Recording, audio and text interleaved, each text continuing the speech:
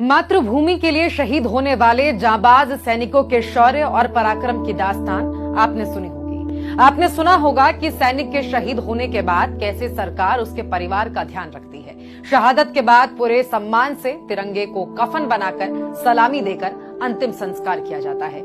लेकिन दुर्भाग्य की बात यह है कि मोदी सरकार में ये ट्रेंड बिल्कुल बदल चुका है। अब सैनिकों के शहादत का सम्मान नहीं होता, अब मरणोपरांत कुछ भी नहीं मिलता। गार्ड ऑफ ऑनर तो दूर की बात है, राजकीय सम्मान के साथ अंतिम संस्कार तक नहीं किया जाता। ये तस्वीर शहीद अमृतपाल सिंह की है। ये देश के लिए शहीद होने वाले सबसे कम उम्र के सैनिक हैं। उनकी ड्यूटी जम्मू कश्मीर में थी। दुर्भाग्यवश बीते बुधवार को पुंछ में एलओसी के पास ड्यूटी के दौरान वो शहीद हो गए। लेकिन इससे बड़ा दुर्भाग्य तो अब होना था। अमृतपाल सिंह नरेंद्र मोदी सरकार की उस घटिया पॉलिसी के माध्यम से सेना में गए थे जिसका पूरे देश ने विरोध किया था। अमृतपाल की शहादत ने अग्निवीर योजना से जुड़े सारे मिथकों को एक बार में हल कर दिया।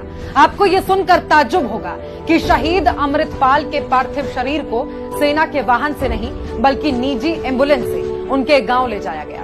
उनके अंतिम संस्कार के समय सेना की कोई भी यूनिट वहां मौजूद नहीं थी। उन्हें सेना का कोई गार्ड ऑफ ऑनर तक नहीं दिया गया। ग्रामीण के अनुरोध पर स्थानीय पुलिस ने अपने शहीद बेटे को गार्ड ऑफ ऑनर दिया। ये देश के पहले अग्निवीर सैनिक की शहादत थी। पिछले 1.5 सालों में राहुल गांधी ने हर मंच पर, हर बड़े मौकों पर अग्निवीर योजना पर सवाल उठाए हैं। सरकार से इस पॉलिसी को बंद करने की गुहार लगाई है।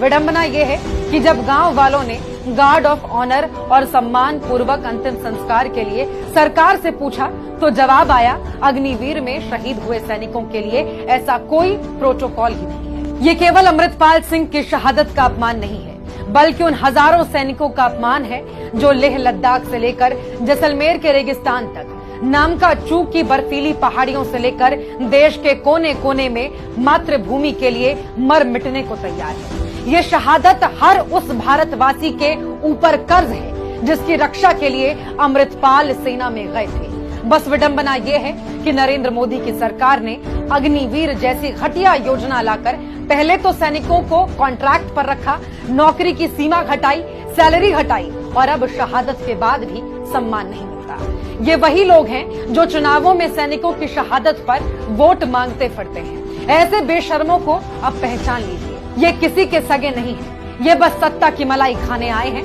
न किसानों के न जवानों के। इन्हें किसी की शहादत से कोई फर्क नहीं पड़ता है।